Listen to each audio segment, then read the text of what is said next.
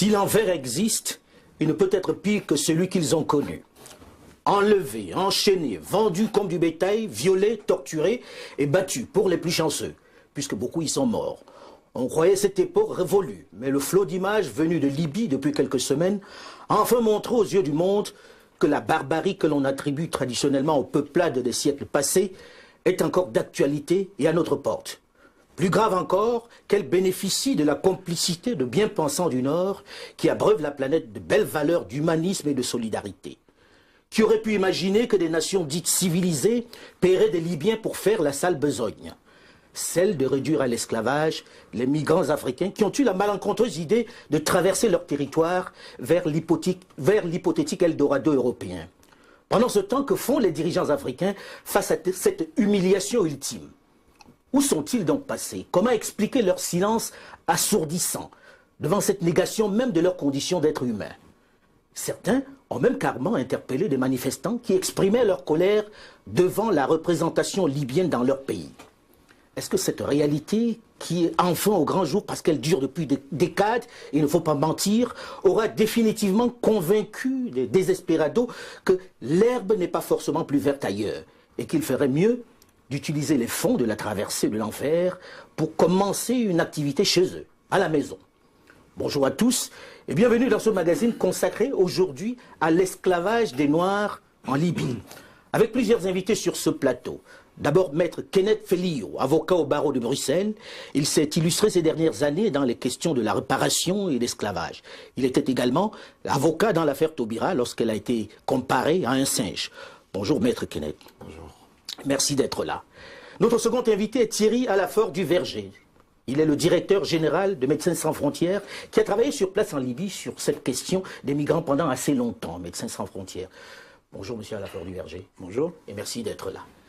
Troisième invité de ce plateau, connu de tous, Claudie Siard, producteur délégué à RFI qui présente le magazine Couleurs Tropicales tous les jours à 16h10 et 0h10 temps universel en Afrique et 21h10 à Paris et dans le reste du monde. Il est également le porte-parole du collectif contre l'esclavage et les camps de concentration en Libye, le CECCL.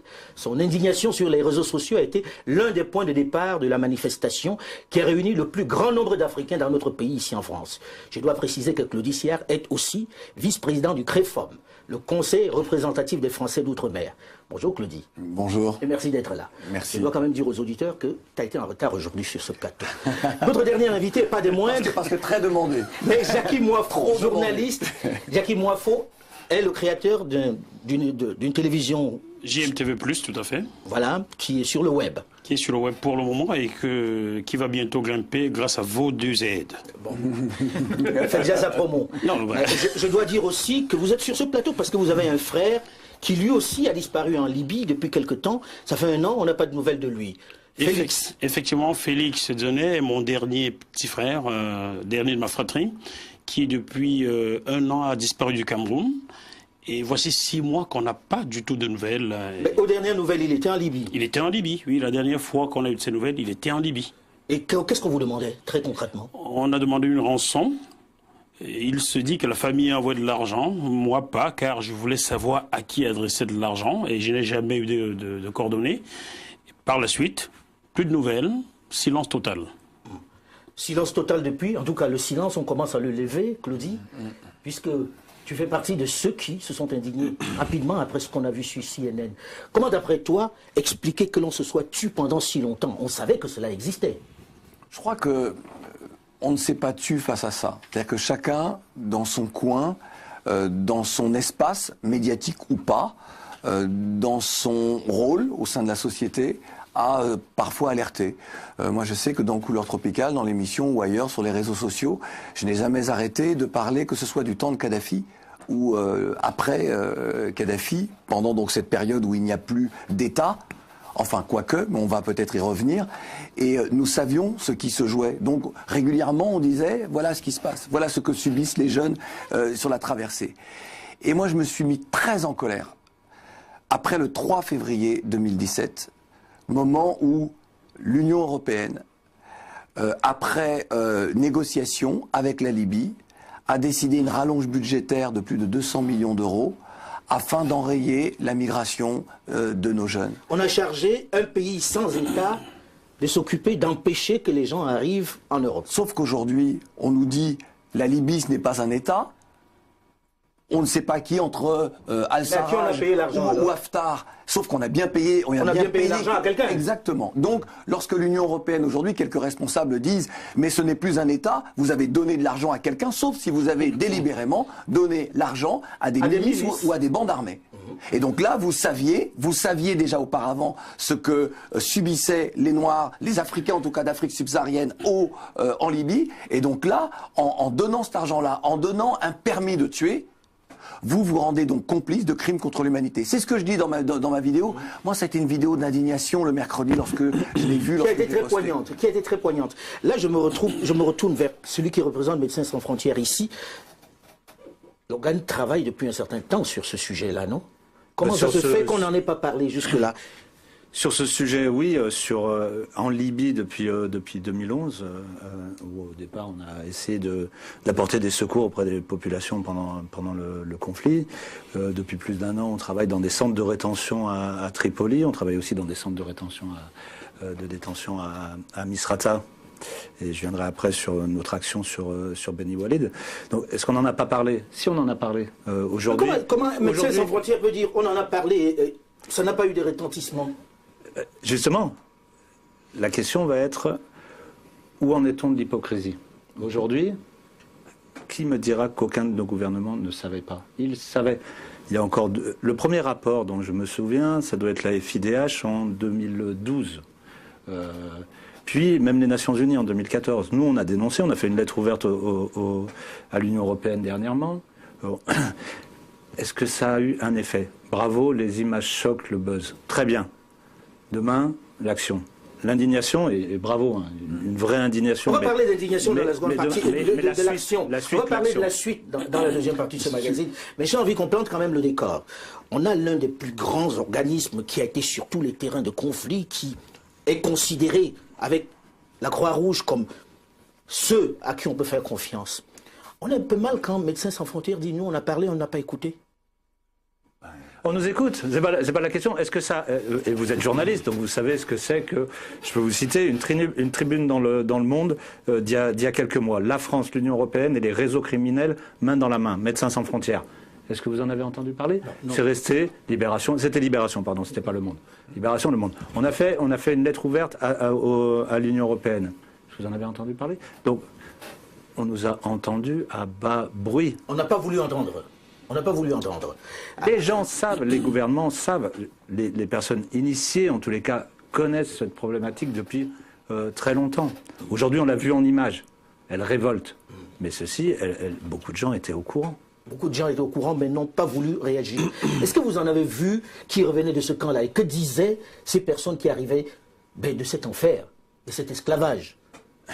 Alors tout à fait, on en voit tous les jours. Nos équipes qui sont sur place, comme je le disais, à Tripoli, à Misrata, à Beni Walid, voient des gens tous les jours. Quand ils peuvent se rendre dans des centres dits officiels, comme vous le disiez, dits officiels, ou alors des gens qui vont avoir échappé de lieux de détention et qui finissent, par exemple à Beni Walid, dans un lieu où ils viennent se réfugier après avoir été kidnappés, où on a essayé de leur extorquer leur argent, comme vous disiez pour votre frère. Donc ça, on l'entend tous les jours, et on l'a écrit, on l'a dit.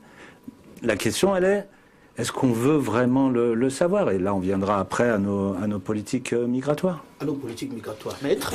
Moi, je pense que l'hypocrisie est bien antérieure à ça. Et l'hypocrisie, elle commence en Afrique. Elle commence en Afrique, pourquoi? Parce que la traite, c'est Eliken Mokolo qui le dit dans le Monde diplomatique de 1998, dans un des numéros, où il explique clairement que la traite arabe, les traites arabes ont impliqué des millions de Noirs, et qu'elle a duré à peu près 10 siècles. Sauf qu'il y a un interdit majeur à en parler en Afrique, d'abord parce que dans tous les pays où les esclaves noirs, en tout cas maghrébins, où les esclaves noirs ont été mis en détention, ils étaient systématiquement castrés, et donc il y a eu un peuplement résiduel, parce que les enfants qui naissaient étaient des enfants de femmes dont les marchands étaient amoureux, donc ils les protégeaient. Ou violés. ou violés, donc il les protégeait. Et c'est ce qui explique pourquoi aux États-Unis aujourd'hui les Noirs sont plus de 70 millions et pourquoi dans les Antilles françaises et en Amérique du Sud, il y a des Noirs de manière plus visuelle. D'autre part, il y a également une question religieuse. On dit, et c'est très clair, et c'est ma thèse, l'esclavage et la chosification du noir, dont parle très bien Ta-Nehisi Coates dans Colère noire, part du fait qu'il faut humilier ce corps. Or, l'humiliation du corps du noir, elle est de manière systématique fondée sur le viol du corps, sur l'ablation des parties génitales, ce qui se faisait donc dans le Maghreb à l'époque, se faisait dans le sud des États-Unis. Et pire encore, c'est qu'il faut systématiquement l'humilier. Ce qui a été bien démontré dans le bouquin de James Baldwin, qui est Chasser de la lumière. On vous chasse de la lumière, et c'est bien pour ça qu'avec le Black is Beautiful, les activistes noirs américains ont voulu réhabiliter l'image du noir. Black is Beautiful, c'est pas simplement esthétique. Ce sujet relance quand même le débat sur la relation entre l'Afrique noire et le Maghreb. Ces derniers temps, on écoute de plus en plus les Africains parler de ce Maghreb qui ne les a jamais accueillis véritablement, puisqu'on ne parle que de la Libye pour l'instant, mais on entend des choses aussi sur les pays voisins. Effectivement, il y a de cela 17 ans, j'étais bénévole à la Croix-Rouge, service des primos arrivant à Roissy-Charles de Gaulle. Nous avions accueilli plusieurs migrants, plusieurs demandeurs d'asile mauritaniens noirs qui déjà pointaient du doigt l'esclavage en Mauritanie. À côté, au Maroc, il y a de cela bientôt 30 ans, le meilleur joueur de l'équipe nationale s'appelait Timoumi. Il fallut l'intervention du roi Hassan II pour que Timoumi joue cette Coupe d'Afrique. En Algérie, il y a encore des camps où les Noirs sont regroupés un peu. Mais moi, je veux revenir à l'actualité, parce que si on veut repartir dans l'histoire, je parle des choses très concrètes. On a vu des jeunes qui sont arrivés en Europe, qui parlent du même traitement à peu près dans les pays voisins. Dans les pays voisins, j'ai un sur la main que je suis depuis le Maroc, qui est finalement arrivé en France et que je vais certainement recevoir en interview dans quelques jours, qui pointait, qui m'a même fait parvenir une vidéo. Au Maroc, c'est l'armée marocaine qui torture les Noirs. C'est pas des voyous. Entendu ça quand même. C'est pas des voyous, c'est l'armée. Je crois que de toute façon, effectivement, vous ne voulez pas que l'on fasse trop d'histoire, mais on ne peut pas expliquer la situation présente sans faire un peu d'histoire. On va la faire courte. Non, mais ce que je veux dire, c'est on ne peut pas. C'est-à-dire que vous avez effectivement dans les pays du Maghreb un imaginaire, puisque depuis le 7e siècle, on a esclavagé des populations d'Afrique subsaharienne. Donc il y a un imaginaire. Le nègre, c'est le koufar, c'est l'esclave. Oui, c'est le carlouche. Oui, alors selon les, on a. Mais en tout cas, ce sont toujours des terminologies qui ramènent le noir à l'humiliation. Maître en a très bien parlé. Je voudrais juste que l'on fasse très attention, parce que la séquence qui nous occupe là aujourd'hui peut donner lieu à énormément de dérives. Qu'est-ce que je veux dire par là? Le racisme, la colère légitime de certains peut dériver vers un racisme, c'est-à-dire de noirs envers les arabes, de noirs envers les blancs, et ce n'est évidemment pas... C'est la chose à éviter à tout prix. Non, c'est la chose à éviter en disant, moi je le dis, même s'il y a sur 100% de la population libyenne, même s'il y a 99% de racistes, il y a toujours 1% qui ne l'est pas pour dire que tous les Libyens ne sont pas racistes. Tous les gens du Maghreb ne sont pas racistes. Et puis, cet esclavage-là que nous dénonçons, puisque nous sommes dans cet épisode libyen, allons jusqu'au bout des choses. Parce que l'esclavage existe encore aussi en Afrique subsaharienne. Et nous, dans le collectif, désormais, nous irons beaucoup plus loin. Et nous irons jusqu'à dénoncer ce qui est inacceptable aujourd'hui dans les plantations de cacao en Côte d'Ivoire ou ailleurs. On va en parler. Mais j'avais envie que nous fassions le tour de ces régions où il y a quand même encore cet esclavage-là. Oui.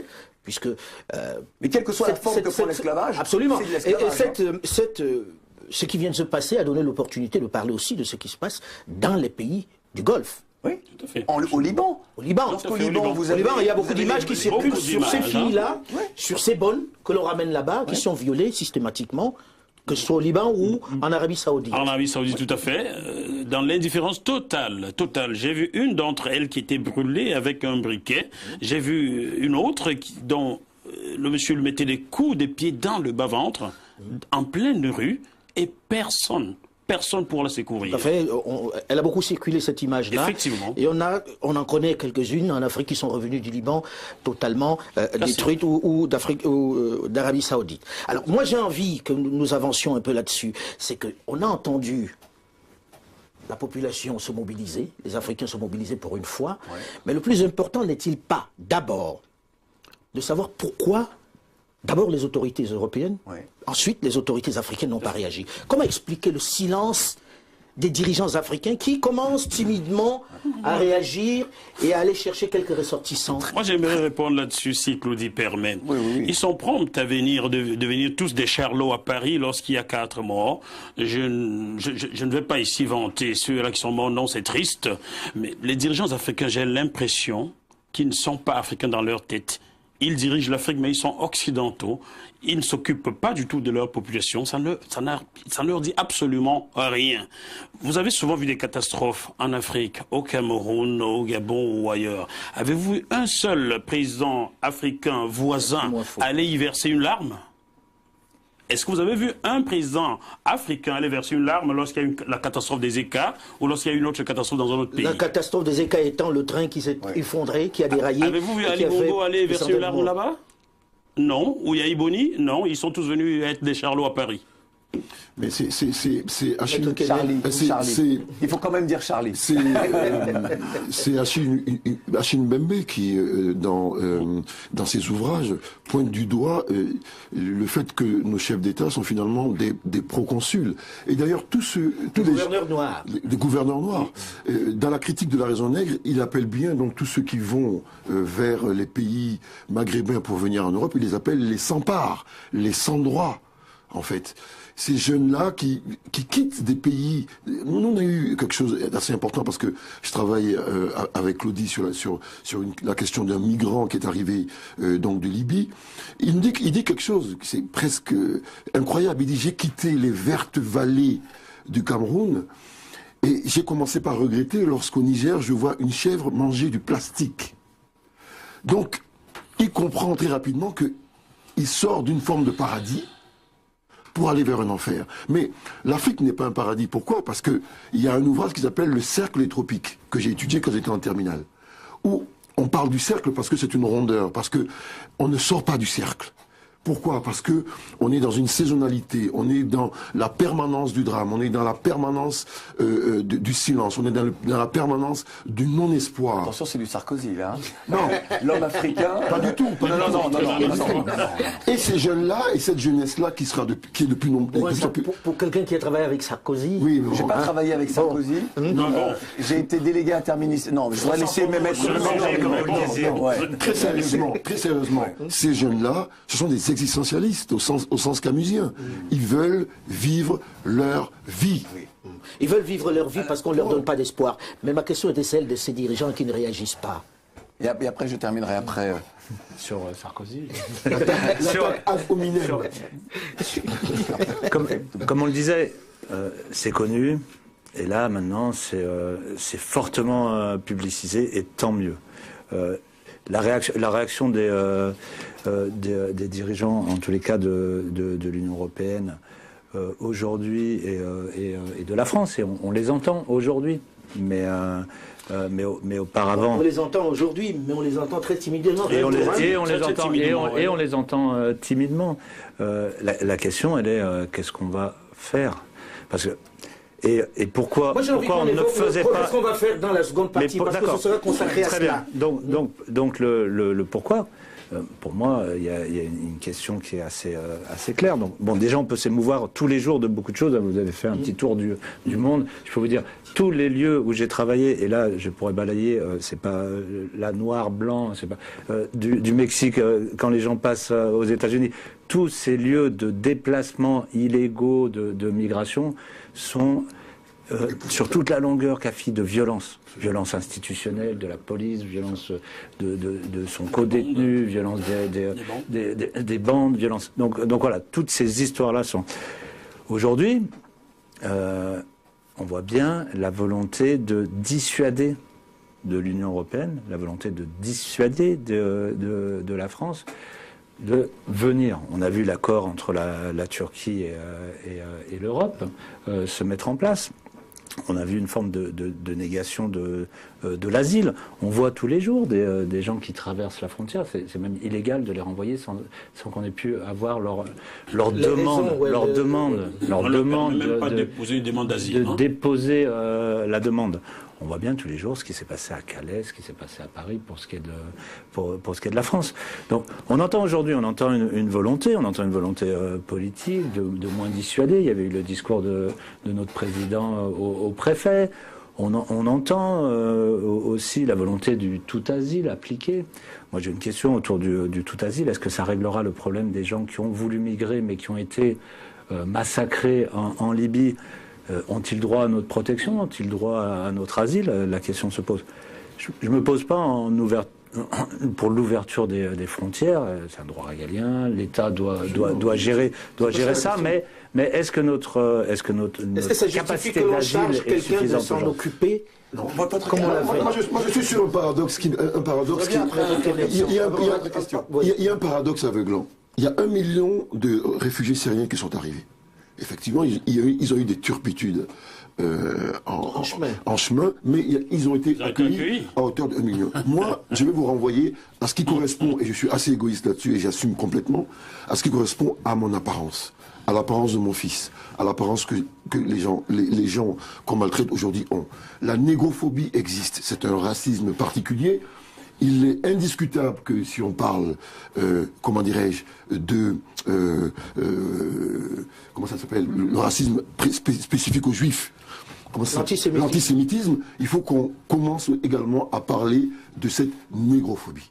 Je trouve que à partir du moment où ces jeunes noirs qui ont de l'énergie arrivent, il devient plus embêtant parce qu'ils sont plus visibles, parce qu'ils sont moins solubles dans la blancheur de l'Europe, parce que les Syriens, techniquement, sont arabes, mais ils sont blancs.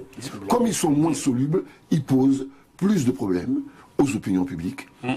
Et même s'il y a eu un viol collectif à Berlin de ces jeunes Syriens sur les jeunes Allemands, qu'est-ce qu'on a dit? Oui, mais il y a une misère sexuelle, etc.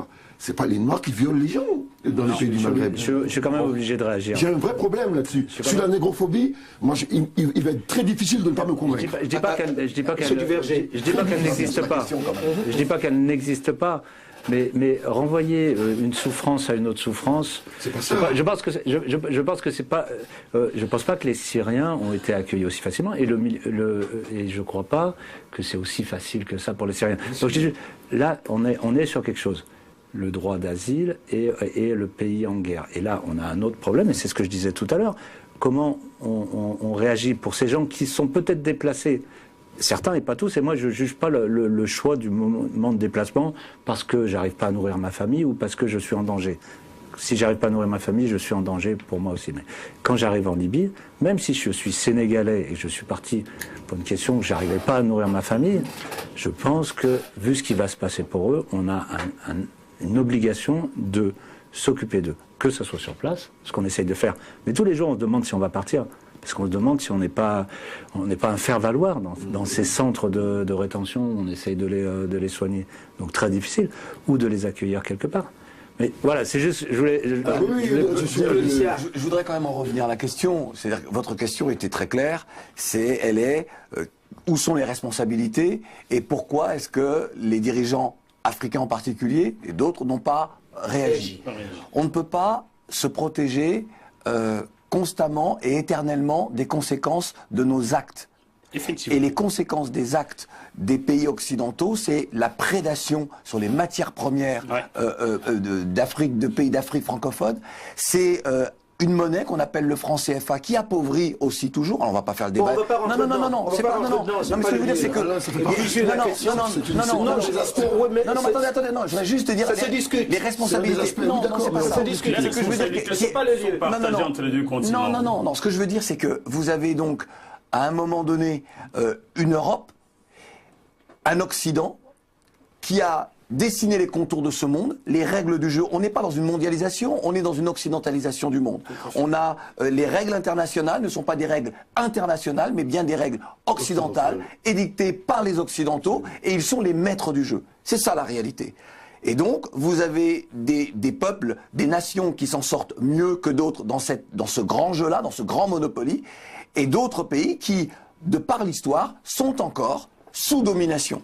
Et c'est le cas de nos pays d'Afrique. Et donc, vous avez des jeunes qui partent, et vous avez des dirigeants dans ces pays-là, ils savent qu'ils n'ont pas les moyens. Non, attendez, parce que c'est vrai que dans ma vidéo, j'ai tapé sur eux, juste sur ces dirigeants, parce que je trouve que depuis trop longtemps, ils ne font rien pour cette jeunesse. Mais ce sont des gens qui sont, on parlait de proconsuls, et c'est vrai que vous avez des gens qui sont à la tête des États, et ils savent que leur marge de manœuvre est très faible en réalité. Mais plutôt que d'utiliser, de dire à leur population, voilà ce que nous ne pouvons pas faire, voilà ce que moi je ne peux pas faire. Et j'ai donc besoin de vous pour que le monde change, pour que notre société change. Et donc les populations deviendraient quelque part des boucliers pour les dirigeants. Mais comme ils sont dans leur tour d'ivoire, entre égoïsme, entre ce que vous voudrez, et ils ne partagent pas, ils ne disent pas, ils n'ont pas de regard réel, de politique véritable pour pouvoir permettre à ces jeunes-là de rêver l'espoir d'une vie meilleure. Et lorsque vous avez 17 ans et que vous n'avez pas l'espoir de vivre mieux,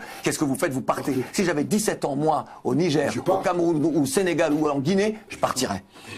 Souvenez-vous cette chanson de Goldman qui n'a choqué personne, ça a été un grand tube en France, là-bas. C'est ce que dit le jeune, il dit qu'il part. Sa copine lui dit ne pars pas, et il dit je partirai. Mais si Allah me permet, je vous dirais qu'il y a un autre qui était pas dans une tour d'ivoire, mais dans un palais d'ivoire, qui a essayé de parler comme ça au peuple, et vous savez ce que Nicolas Sarkozy en a fait. Oui, il a la haine aujourd'hui, Nicolas Sarkozy est libre. Oui, alors, vous parlez de 2010 et la Côte d'Ivoire, mais en 2011, puisque vous avez dit j'ai travaillé avec Nicolas Sarkozy, j'étais délégué interministériel. Et délégué interministériel, c'est un poste administratif. Donc je n'étais pas au gouvernement. D'ailleurs il a perdu les élections, moi je suis resté délégué interministériel et je n'ai été dénommé que le 4 octobre 2012 parce que j'avais démissionné auparavant, parce que je n'avais pas vocation à rester. Ce que je veux dire par là, c'est qu'en 2011, lorsqu'il y a eu... Non, c'est pas parler de Kadhafi. Je dois préciser que si on a évoqué Nicolas Sarkozy, c'est en raison de sa responsabilité. C'est le responsable. C'est ce que j'allais dire. Nicolas Sarkozy qui court toujours. C'est ce que j'allais dire. En 2011, et j'ai donc dénoncé ce qui venait de se jouer, c'est-à-dire cette expédition punitive contre la Libye de Kadhafi. Alors certains maintenant parlent de guerre. Sauf qu'il y a des règles en France. Lorsque vous menez une guerre, vous êtes obligé d'avoir l'approbation du Parlement.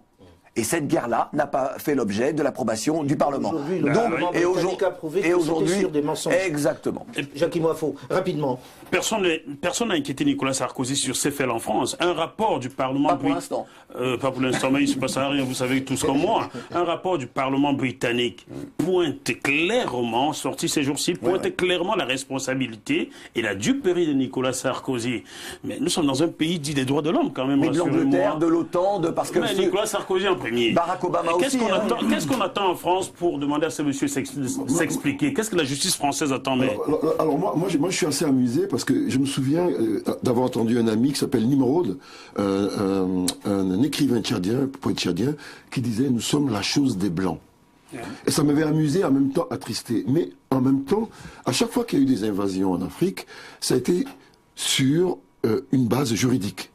La première injonction juridique d'envahissement de l'Afrique vient d'une bulle papale du 8 janvier 1455.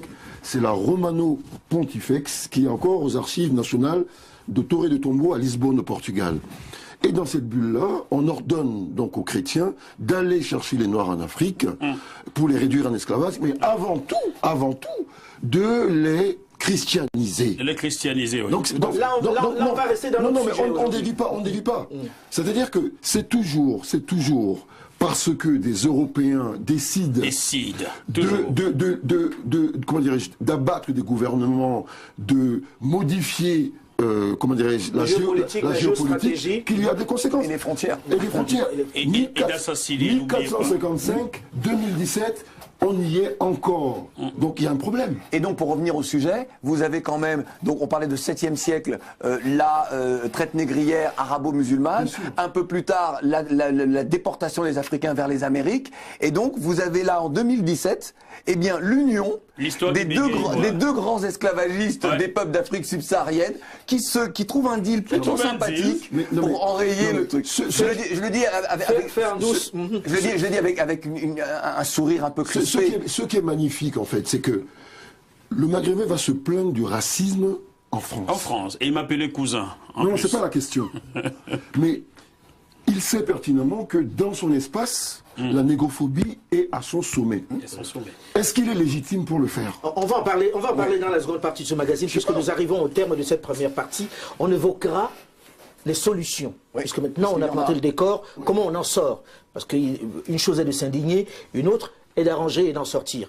Restez à l'écoute, et on se retrouve très rapidement.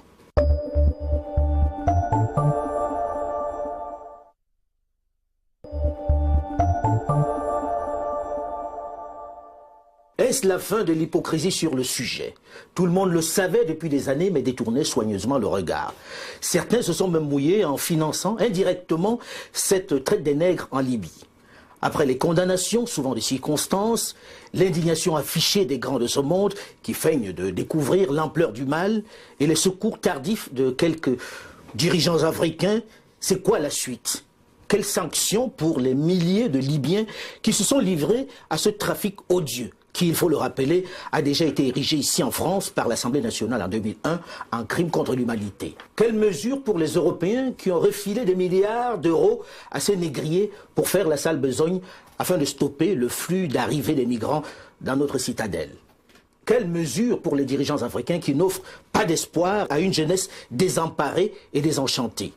Et enfin, quel dispositif pour mettre un terme à cette chimère? Comment faire croire à ces jeunes que l'herbe est plus verte chez eux qu'ailleurs? Bonjour et bienvenue dans le débat africain consacré aujourd'hui à l'esclavage en Libye, avec plusieurs invités sur ce plateau. D'abord maître Kenneth Fellio, avocat au barreau de Bruxelles. Il s'est illustré ces dernières années dans les questions de réparation et d'esclavage. Il était également avocat dans l'affaire Taubira lorsqu'elle a été comparée à un singe. Second invité, Thierry Alafort du Verger, notre second invité, qui est directeur général de Médecins sans frontières, qui a travaillé sur place en Libye. Je parle de Médecins sans frontières sur cette question des migrants pendant assez longtemps. Je crois que Médecins sans frontières y est encore. Et puis, troisième invité, Claudie Siard, producteur délégué à RFI, qui présente le magazine Couleur Tropicale tous les jours. Hein, oui. Et qui est également dans plusieurs associations, on ne va pas toutes les citer ici. Le CREFOM, le Conseil représentatif des Français d'Outre-mer, et donc le collectif que j'ai créé, fondé, pour justement lutter contre l'esclavage et les camps de concentration en Libye. Je dois dire que beaucoup se souviennent de vous avec ce qui vient de se passer, parce que votre indignation a interpellé tout le monde, la vidéo qui circule sur les réseaux sociaux. Donc, vous êtes devenu un peu le porte-parole. Et puis nous a rejoint dans cette seconde partie du débat Kassi Assemian, qui est anthropologue de fiction, essayiste. Il est le patron des éditions Aniboué, spécialisé dans les grandes questions sur l'Afrique. Bonjour et merci de nous rejoindre. Bonjour. Alors, dans la première partie, nous avons un peu planté le décor, ce qui se passe, la situation de ce noir un peu partout dans le monde, on va dire, et de cette situation d'esclavage que l'on retrouve dans plusieurs pays, pas seulement en Libye. Maintenant que tout le monde s'est indigné, on fait quoi? C'est quoi la suite? Alors, c'est quoi la suite pour tout ce qui est le début de votre introduction? Je ne suis pas sûr que je sois la personne la mieux placée pour répondre. Nous, on va surtout s'atteler à essayer d'aider ces personnes où elles sont. Vous êtes sur le terrain au quotidien. Vous voyez ce qui se passe. Comment on peut arriver à mettre fin d'abord à ces déplacements intempestifs des jeunes qui passent par la Libye? Ce que je voulais dire au départ, c'est que moi, je ne mettrais pas un terme à leur déplacement. Ils mettront un terme, des États, des communautés autour d'eux les convaincront de mettre un terme. Et s'ils doivent mettre un terme aussi, je ne suis pas là pour me prononcer là-dessus. Ce que je vois, c'est que c'est un fait. Les gens arrivent en Libye. Sont en Libye, on parle de migrants, mais aussi d'immigrés. Il y a des gens qui veulent rester en Libye, il faut le dire. Quand on parle de ce million... il faut être costaud pour vouloir rester dans ces circonstances-là. Oui, mais il y en a qui... Oui, mais ils sont costauds. Les gens qui vont faire ce qu'ils vont faire, ce que vous disiez tout à l'heure, ils sont costauds. Donc il y en a qui vont rester, il y en a qui vont vouloir traverser. En tous les cas, on voit bien que l'externalisation de la problématique par l'Union européenne et le fait de, par exemple, la marine libyenne aujourd'hui qui les ramène vers cet enfer. Ça, c'est notre problème quotidien. Nous, on travaille dans les centres de détention. Ça, c'est notre problème quotidien. Comment on va faire ? Moi, j'ai pas une solution. Hein. C'est des problèmes évidemment complexes, mais je pense qu'il faut repenser les politiques migratoires en Mais on Europe. dit ça depuis longtemps, mais moi j'ai envie qu'on dise des choses très très concrètes. Très concrètes. Ben, ce que je veux dire, ce que nous on va faire, nous ce qu'on fait aujourd'hui, et là par exemple, si on voulait aider les gens en Libye aujourd'hui, aujourd'hui, le système des Nations Unies pratiquement absent.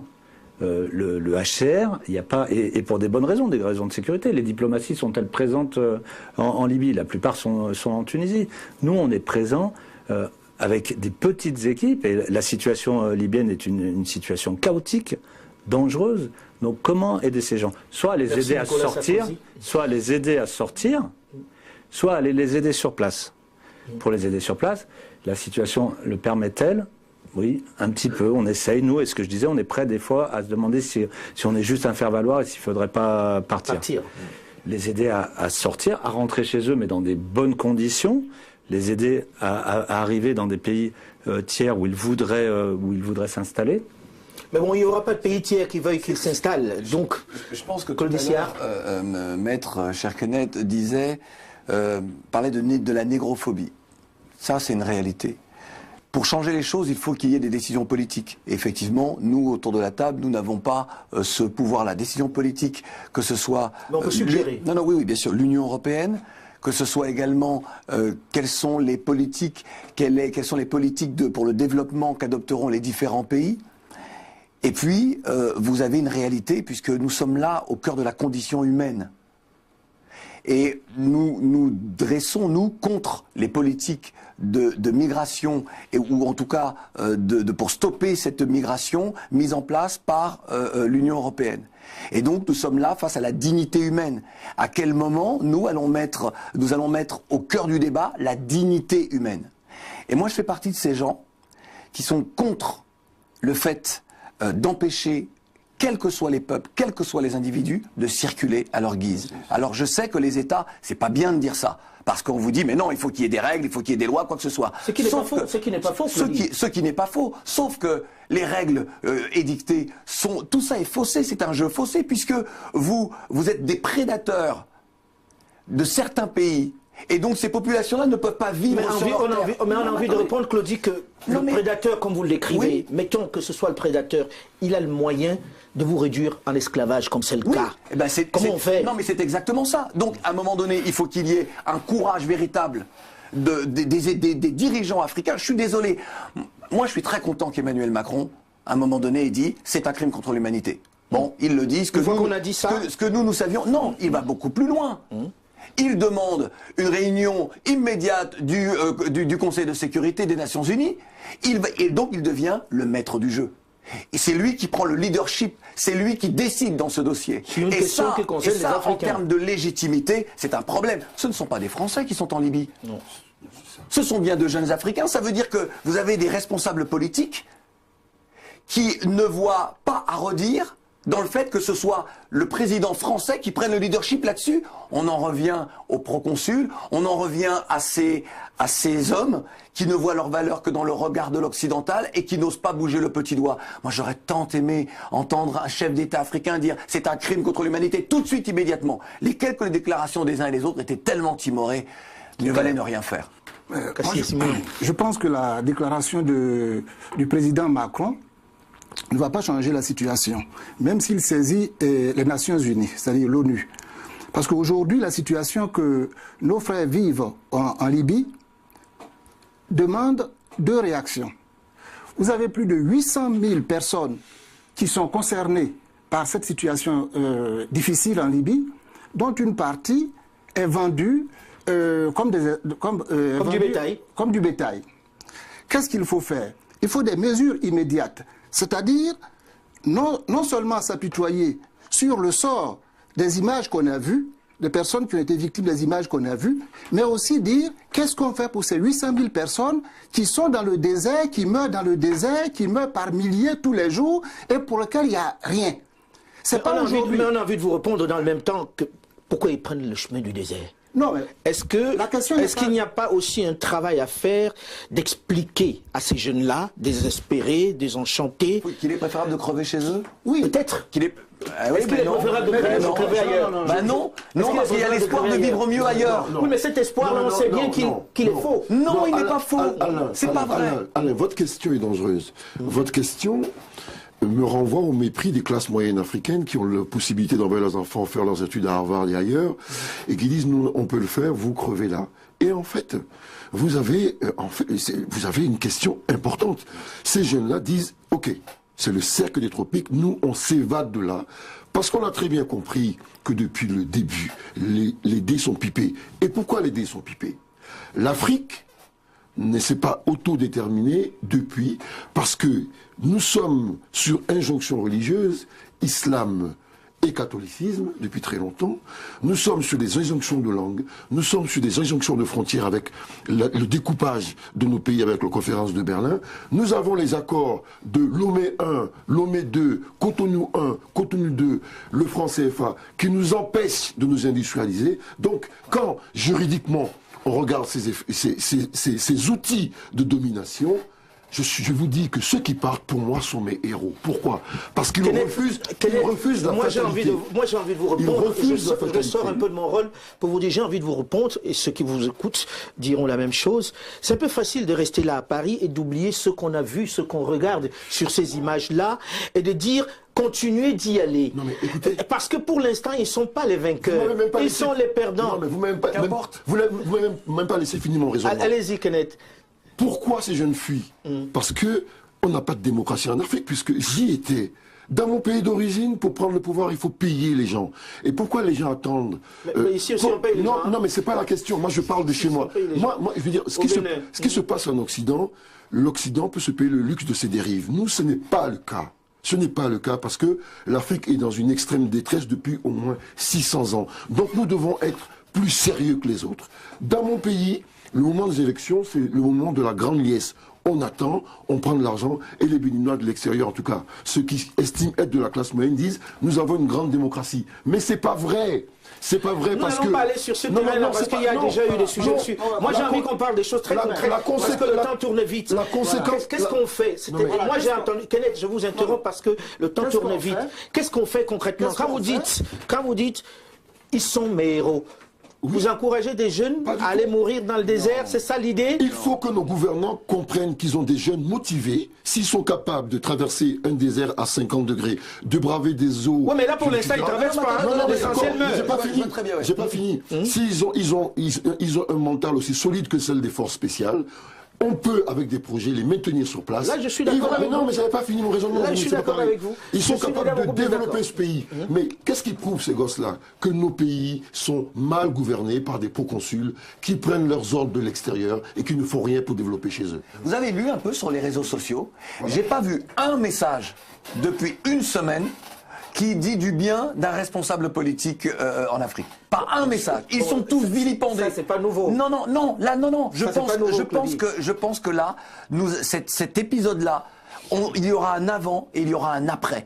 Là, je pense que le fossé se creuse de plus en plus entre les populations et les dirigeants. Vous ne vous rendez pas compte. C'est-à-dire que là, c'est comme si ce que l'on soupçonnait, devenait très clair là au regard de ce qui s'est passé. C'est pour ça que je vous dis que l'épisode avec Emmanuel Macron qui prend le leadership sur ce dossier-là, c'est dévastateur.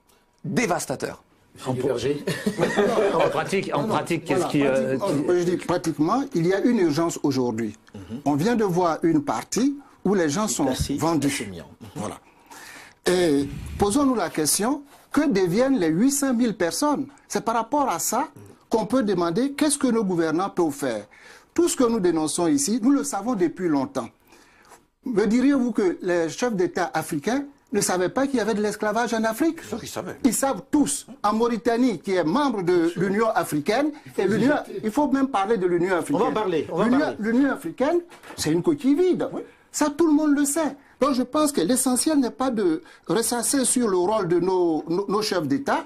Ce que je dirais, c'est qu'il faut à la limite inviter, si la population est si déchaînée que ça, qu'ils descendent dans les rues des différents pays et qu'ils les chassent du pouvoir. Il y a suffisamment d'intellectuels. Là, vous appelez carrément à l'insurrection. À l'insurrection, mais oui. Mais vous y allez fort. On est proche d'une révolution. Pourquoi faire l'hypocrisie? Nous sommes là en train de dire que nos dirigeants ne valent pas le coup, qu'ils ne savent rien faire. Et nous restons là vous ne comme pensez ça pas à ne qu'on va rien dire, faire. ça c'est le débat de quelques personnes en bord de scène qui sont confortablement installées et qui appellent à la révolte. On dit qu'est-ce que nos chefs d'État font pour les 800 000 personnes qui sont là-bas aujourd'hui en Libye. Notre idée c'était de dire qu'est-ce qu'on propose. Qu'est-ce qu'on propose très concrètement pour pouvoir en finir. Il faut déjà on va prendre ça de façon un peu ordonnée. On va prendre ça de façon un peu ordonnée, maître. Là, on commence par les autorités locales. Que peuvent proposer ces dirigeants locaux pour, on va dire, garder ces populations, cette main-d'œuvre sur place, garder cette jeunesse dont elle a besoin sur place?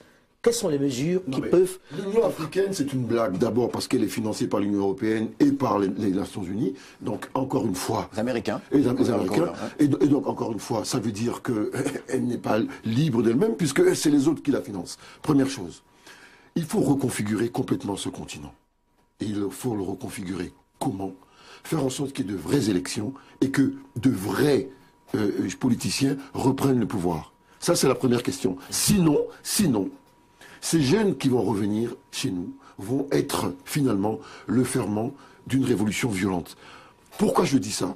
J'ai remarqué dimanche que les jeunes qui sortaient, donc les jeunes noirs, étaient hébétés parce qu'ils sont nés ici. Ils subissent des discriminations. Ils ne comprenaient pas comment... Vous parlez lors de la manifestation. Ils ne comprenaient pas, j'ai remarqué, c'était l'hébétude.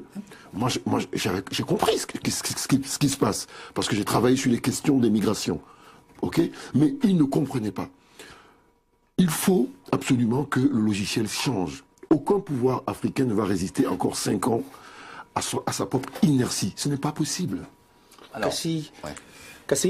Oui, moi je pense qu'on est en train de parler de quelque chose de général alors qu'il y a un cas concret aujourd'hui. C'est-à-dire que nos frères qui sont là, les 800 000, vous savez, le désert, j'ai pratiqué le Maghreb, je sais ce que c'est. Vous allez même aujourd'hui à Rabat, il y a des camps de réfugiés africains qui sont à Rabat où les gens ne mangent pratiquement pas de la journée. Deux fois, ils mangent une fois tous les 2 jours, une fois tous les 3 jours. Il se passe quotidiennement des drames. Devant une telle situation, il faut absolument que les dirigeants réagissent. Vous prenez par exemple l'OTAN, l'Occident, ceux qui ont créé le désordre en Libye. Ils ont la capacité d'intervenir aujourd'hui et de sauver la vie des 800 personnes qui sont en danger. Ce qu'il faut faire aujourd'hui, c'est de savoir qu'est-ce qu'on fait pour ces 800 000 personnes. On fait une intervention. On fait une intervention. Ils ont la possibilité. Une intervention militaire. Une intervention militaire. Carrément. Pour les mettre à l'abri. Oui. Parce que tout ce qu'on va gesticuler, c'est pas aujourd'hui qu'Alpha Condé en Guinée va prendre des mesures pour insérer les jeunes. C'est pas aujourd'hui que Alassane Ouattara va trouver des solutions pour la jeunesse. C'est pas demain que Paul Biya au Cameroun va résoudre. C'est de l'hypocrisie intellectuelle. Il y a eu la notion, il y a eu le droit d'ingérence. Oui. On nous l'a balancé, vous vous souvenez, de manière très poétique à l'époque. C'est maintenant qu'il faut l'appliquer. Oui.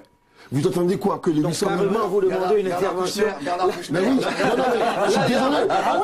Pour sauver la vie des gens qui sont en danger. Si on allait sur le droit d'ingérence, parce qu'on pourrait en discuter des heures, et je ne serais pas d'accord avec Bernard Kouchner sur le sujet, mais peu importe. Là, je trouve ça un peu, personnellement, précipité d'appeler à une intervention militaire, parce que... Non, mais je finis. L'humanitaire, attention, laissez-le terminer. Attention, non, mais beaucoup de guerres ont été sous le nom de l'humanitaire. Je ne vais pas vous rappeler la guerre en Libye. Oui. C'était pour arrêter un massacre. Rappelez-vous. Rappelez-vous BHL. Rappelez-vous. Donc c'était pour arrêter un massacre. Donc beaucoup de guerres prennent la couverture humanitaire. Donc je mets juste en garde. Je ne me prononce pas s'il faudrait ou pas. Là, il est vrai, et vous êtes très clair, il y a un cas concret aujourd'hui. Il y a des dizaines de milliers, des centaines de milliers dans des difficultés, dans des centres, comme je disais, dits officiels, ou dans des maisons cachées, des gens qui ont été kidnappés, torturés, extorqués de leur argent. Nous, on fait rien. C'est tout petit ce qu'on arrive à faire aujourd'hui. Donc, est-ce qu'on peut déployer de l'aide à ces gens-là et de la protection? Ils le méritent. Ils méritent de la protection. La seule protection, soit on arrive à la donner sur place, soit ils la trouvent à l'extérieur. Et on parle de très court terme, là maintenant, pour que des gens survivent. Et là, quand je parlais de politique migratoire, est-ce qu'il faut revoir quand même, parce qu'on voit bien la compression, la possibilité de traverser la Méditerranée, ce qui est moins vrai ces derniers jours, hein, on voit une reprise, et alors ça c'est des jeux entre... on a l'impression, on entend nos États dire on va lutter contre les trafiquants. Ça revient beaucoup, on va lutter contre ces trafiquants. Mais c'est une offre, mais non, c'est une offre de la demande, et on a l'impression qu'il n'y a pas de porosité entre qui gouverne en Libye et les trafiquants. On a cette impression qu'allez, on va arrêter les trafiquants et tout va être réglé. Mais bien sûr que non, on le sait très bien. Donc, à mon avis, l'asile doit être revu de manière un peu plus large, et ces personnes méritent l'asile aujourd'hui, hein, et comme on parlait tout à l'heure des Syriens qui le méritaient parce qu'ils fuyaient la guerre, donc voilà. Quel type d'asile? Je sais bien qu'ils ne reprendraient pas aux conventions de Genève, mais peu importe, on peut trouver ça. Sur place, la situation est une situation chaotique où on a du mal à déployer une aide et une protection suffisante pour ces populations. Oui, c'est bien d'avoir dit il y a un cas concret et il faut pouvoir y répondre de façon concrète parce qu'il faut les sauver. Moi, j'ai toujours peur de celui qui est le négrier et qui finalement pourrait se dire bon, là je vais être traqué parce que pour faire un peu de com, les autorités vont peut-être venir prendre ma cargaison, ou je m'en débarrasse rapidement, je l'envoie dans la péninsule arabique, ou alors s'il le faut, je les tue tous, c'est comme ça, le problème est réglé. Mais c'est vrai, il faut faire quelque chose immédiatement, sinon nous risquons encore de perdre énormément de jeunes. Et puis, parce que vous avez posé une question très claire, quelles sont les solutions? Alors, intervention immédiate, d'accord, pas de problème. Maintenant, à long terme. Parce que le problème, finalement, si vous ne réglez pas la pathologie au plus profond de sa racine, les choses reviendront. Premièrement, l'Union européenne doit revoir sa politique avec l'Union africaine et avec les différents pays d'Afrique. C'est-à-dire cesser cette politique qui veut que l'on soit le dominant sur des dominants et qu'on continue, de toute façon, quoi qu'il en coûte, que l'on continue à être des prédateurs. C'est ça. Je fais un peu des raccourcis économiques. Non, mais attendez, je vais terminer votre truc. Non, mais je prends des raccourcis. Non, c'est pas de l'idéologie parce que après, ça a une répercussion sur la vie des gens. Ça explique que ces jeunes partent regarder derrière vous. C'est le fondement du système. Mais le système. Non, mais attendez. Je voudrais juste terminer. Tout à l'heure, j'ai expliqué que nous sommes dans un monde créé par les Occidentaux et qu'ils sont les maîtres du jeu. Sauf qu'à un moment donné dans la vie, moi si je vous sors un billet et je vous dis ce billet-là, il n'a que la valeur que je lui accorde.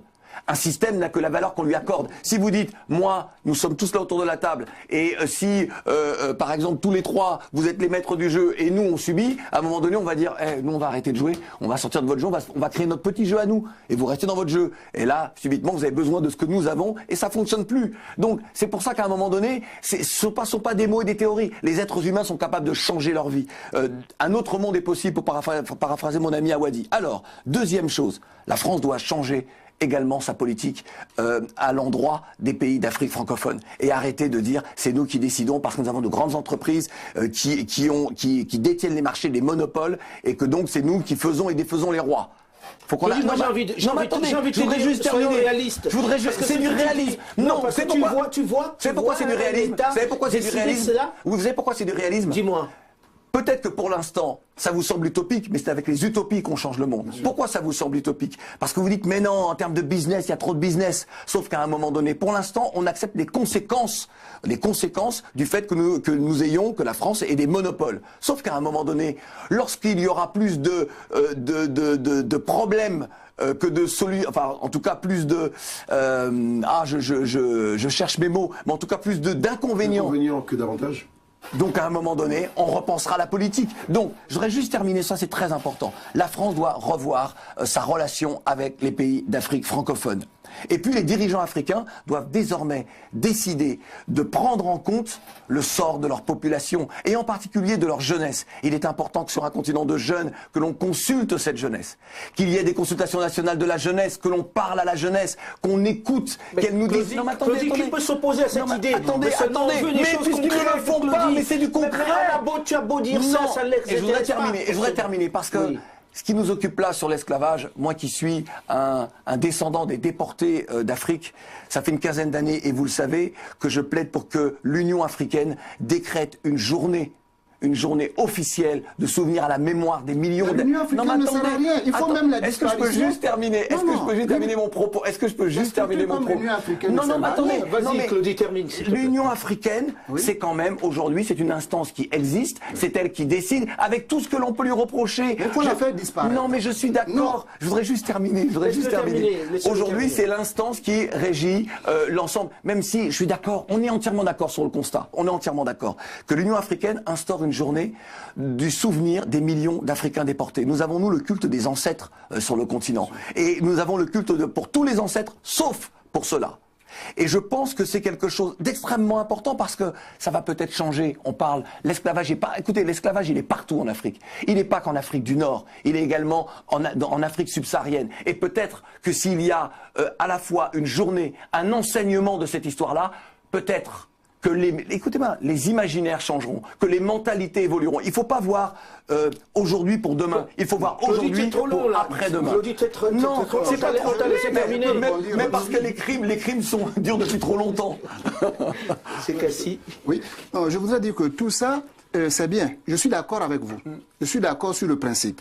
Mais vous savez très bien que ça fait plus de 60 ans maintenant que les pays africains ont fait des vœux pieux. Il faut apprendre, dans aucun des pays africains, on enseigne l'histoire de l'Afrique aux gens, aux jeunes. J'en parle tous les jours. Moi, je suis éducateur, je sais de quoi je parle. Oui, je sais. Et donc, pour changer, on ne peut pas changer avec les gens qui sont là aujourd'hui, ni avec les structures qui sont là.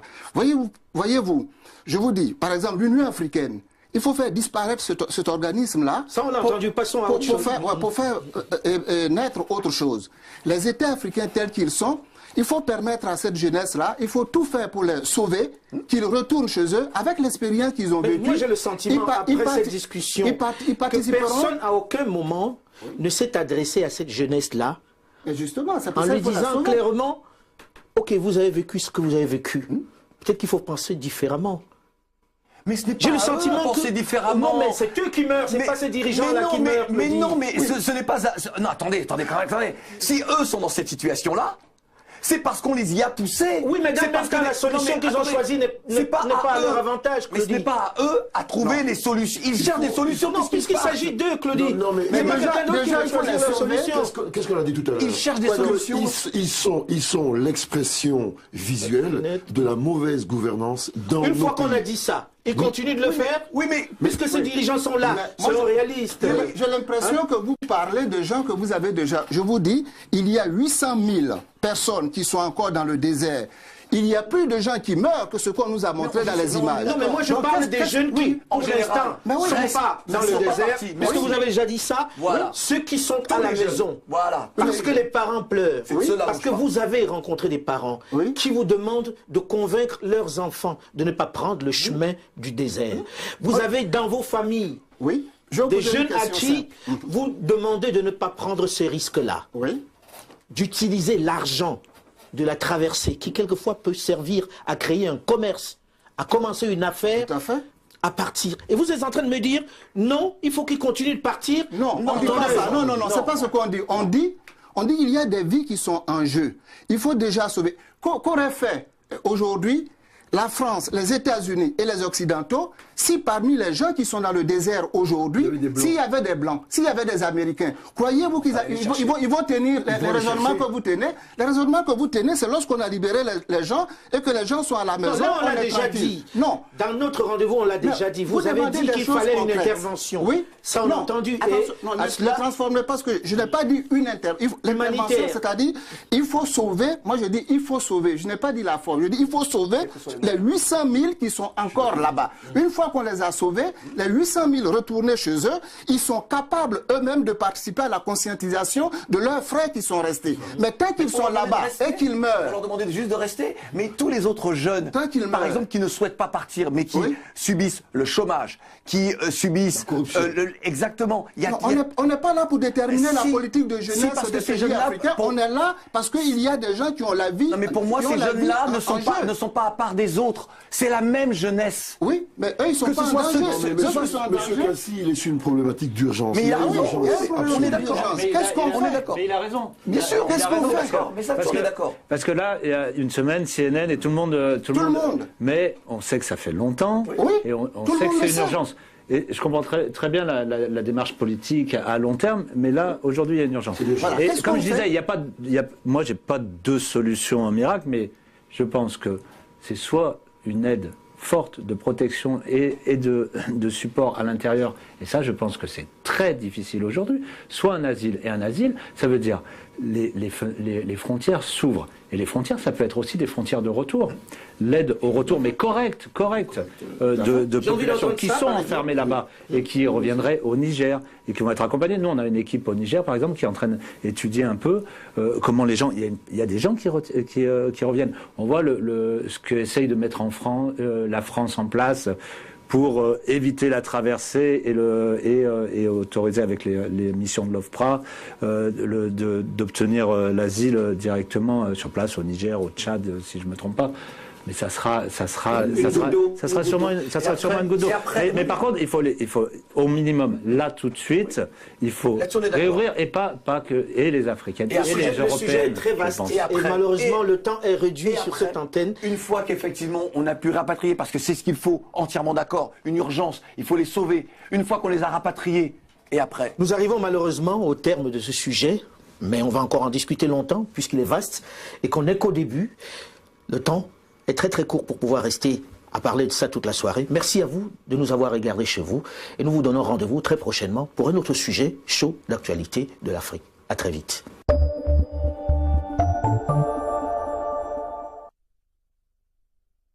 Et puis nous a rejoint dans cette seconde partie du débat Kassi Assemian, qui est anthropologue de fiction, essayiste. Il est le patron des éditions Aniboué, spécialisé dans les grandes questions sur l'Afrique. Bonjour et merci de nous rejoindre. Bonjour.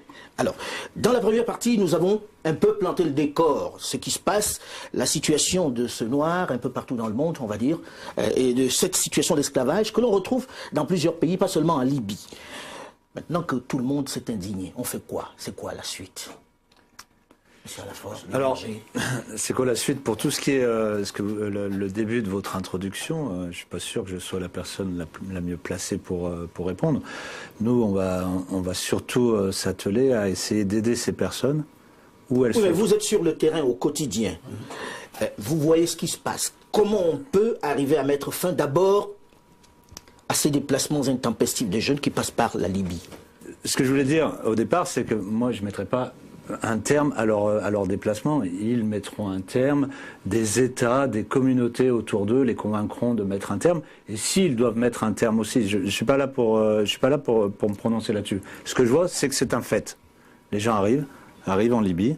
Sont en Libye, on parle de migrants, mais aussi d'immigrés. Il y a des gens qui veulent rester en Libye, il faut le dire. Quand on parle de ce million... il faut être costaud pour vouloir rester dans ces circonstances-là. Oui, mais il y en a qui... Oui, mais ils sont costauds. Les gens qui vont faire ce qu'ils vont faire, ce que vous disiez tout à l'heure, ils sont costauds. Donc il y en a qui vont rester, il y en a qui vont vouloir traverser. En tous les cas, on voit bien que l'externalisation de la problématique par l'Union européenne et le fait de, par exemple, la marine libyenne aujourd'hui qui les ramène et qui les ramène vers cet enfer. Ça, c'est notre problème quotidien. Nous, on travaille dans les centres de détention. Ça, c'est notre problème quotidien. Comment on va faire ?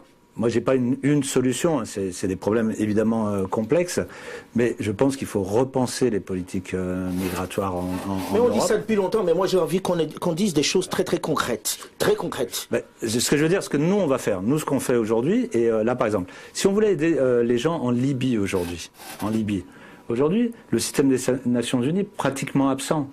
Le HCR, il n'y a pas, et pour des bonnes raisons, des raisons de sécurité. Les diplomaties sont-elles présentes en Libye? La plupart sont en Tunisie. Nous, on est présents avec des petites équipes, et la situation libyenne est une situation chaotique. dangereuses. Donc comment aider ces gens? Soit les aider à sortir, soit les aider à sortir, soit aller les aider sur place. Pour les aider sur place, la situation le permet-elle?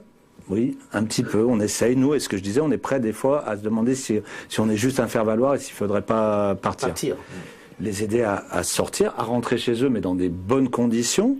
Les aider à arriver dans des pays tiers où ils voudraient s'installer.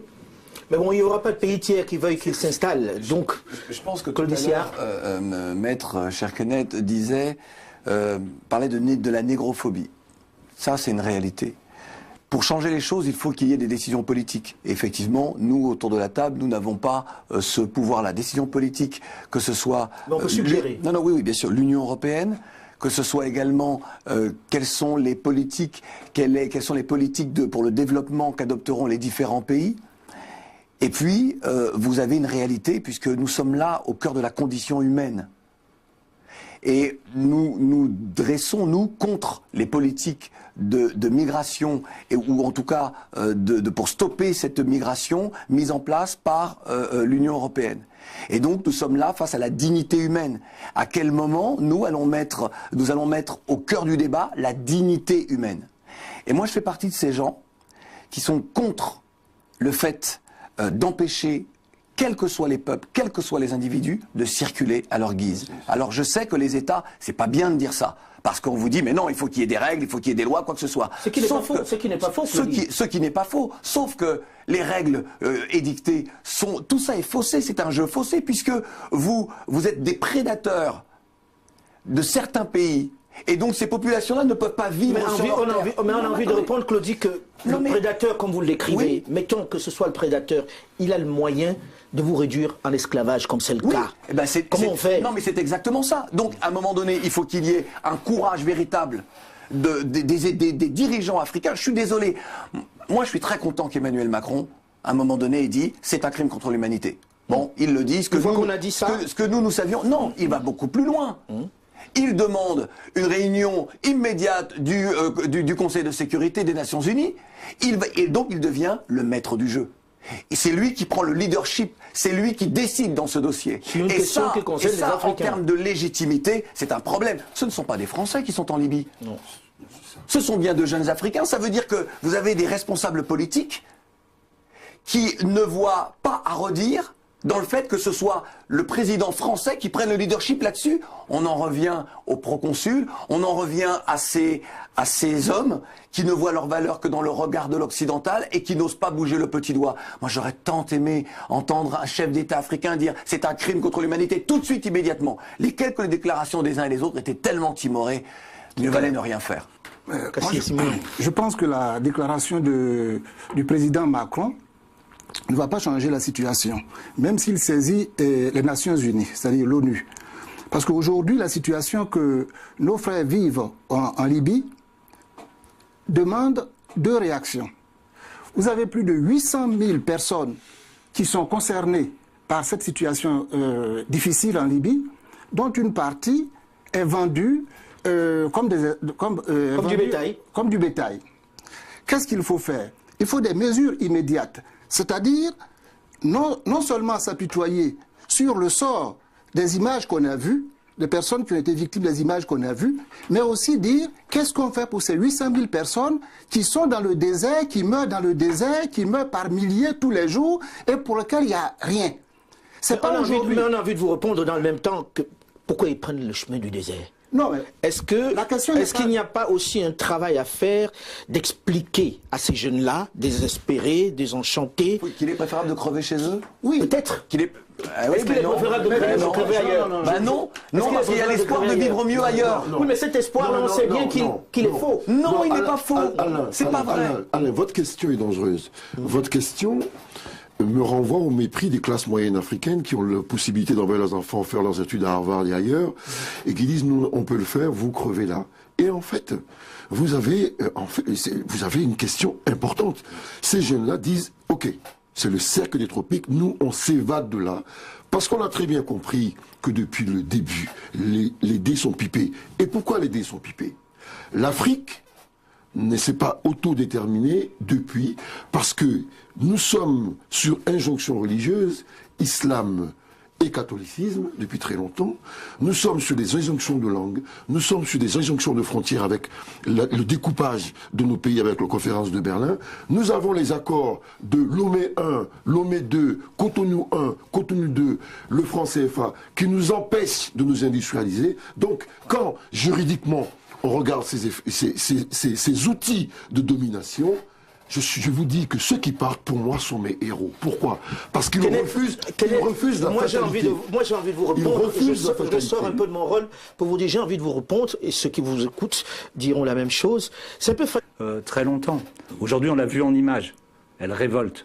Mais ceci, beaucoup de gens étaient au courant. Beaucoup de gens étaient au courant, mais n'ont pas voulu réagir. Est-ce que vous en avez vu qui revenaient de ce camp-là? Et que disaient ces personnes qui arrivaient de cet enfer, de cet esclavage?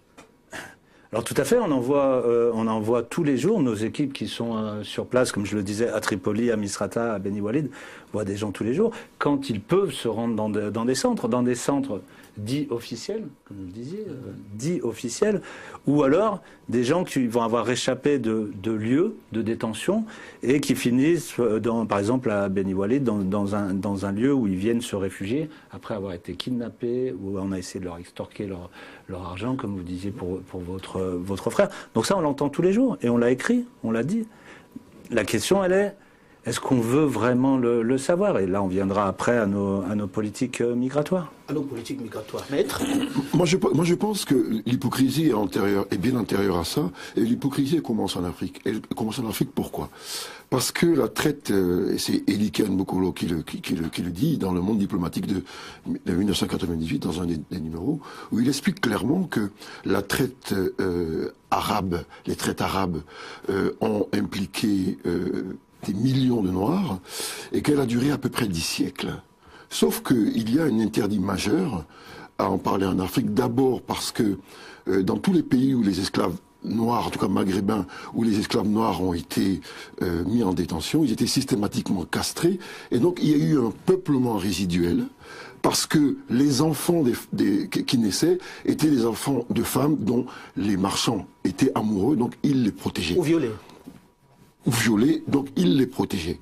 Et c'est ce qui explique pourquoi aux États-Unis aujourd'hui les Noirs sont plus de 70 millions, et pourquoi dans les Antilles françaises et en Amérique du Sud, il y a des Noirs de manière plus visuelle. D'autre part, il y a également une question religieuse. On dit, et c'est très clair, et c'est ma thèse, l'esclavage et la chosification du noir, dont parle très bien Ta-Nehisi Coates dans Colère noire, part du fait qu'il faut humilier ce corps. Or, l'humiliation du corps du noir, elle est de manière systématique fondée sur le viol du corps, sur l'ablation des parties génitales, ce qui se faisait donc dans le Maghreb à l'époque, se faisait dans le sud des États-Unis. Et pire encore, c'est qu'il faut systématiquement l'humilier. Ce qui a été bien démontré dans le bouquin de James Baldwin, qui est Chasser de la lumière. On vous chasse de la lumière, et c'est bien pour ça qu'avec le Black is Beautiful, les activistes noirs américains ont voulu réhabiliter l'image du noir. Black is Beautiful, c'est pas simplement esthétique. Ce sujet relance quand même le débat sur la relation entre l'Afrique noire et le Maghreb. Ces derniers temps, on écoute de plus en plus les Africains parler de ce Maghreb qui ne les a jamais accueillis véritablement, puisqu'on ne parle que de la Libye pour l'instant, mais on entend des choses aussi sur les pays voisins. Effectivement, il y a de cela 17 ans, j'étais bénévole à la Croix-Rouge, service des primos arrivant à Roissy-Charles de Gaulle. Nous avions accueilli plusieurs migrants, plusieurs demandeurs d'asile mauritaniens noirs qui déjà pointaient du doigt l'esclavage en Mauritanie. À côté, au Maroc, il y a de cela bientôt 30 ans, le meilleur joueur de l'équipe nationale s'appelait Timoumi. Il fallut l'intervention du roi Hassan II pour que Timoumi joue cette Coupe d'Afrique. En Algérie, il y a encore des camps où les Noirs sont regroupés un peu. Mais moi, je veux revenir à l'actualité, parce que si on veut repartir dans l'histoire, je parle des choses très concrètes. On a vu des jeunes qui sont arrivés en Europe, qui parlent du même traitement à peu près dans les pays voisins. Dans les pays voisins, j'ai un sur la main que je suis depuis le Maroc, qui est finalement arrivé en France et que je vais certainement recevoir en interview dans quelques jours, qui pointait, qui m'a même fait parvenir une vidéo. Au Maroc, c'est l'armée marocaine qui torture les Noirs. C'est pas des voyous. Entendu ça quand même. C'est pas des voyous, c'est l'armée. Je crois que de toute façon, effectivement, vous ne voulez pas que l'on fasse trop d'histoire, mais on ne peut pas expliquer la situation présente sans faire un peu d'histoire.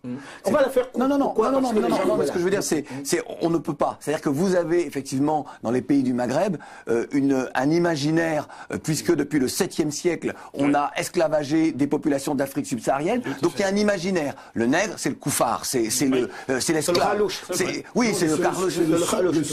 Oui, alors selon les, on a, mais en tout cas, ce sont toujours des terminologies qui ramènent le noir à l'humiliation. Maître en a très bien parlé. Je voudrais juste que l'on fasse très attention, parce que la séquence qui nous occupe là aujourd'hui peut donner lieu à énormément de dérives. Qu'est-ce que je veux dire par là?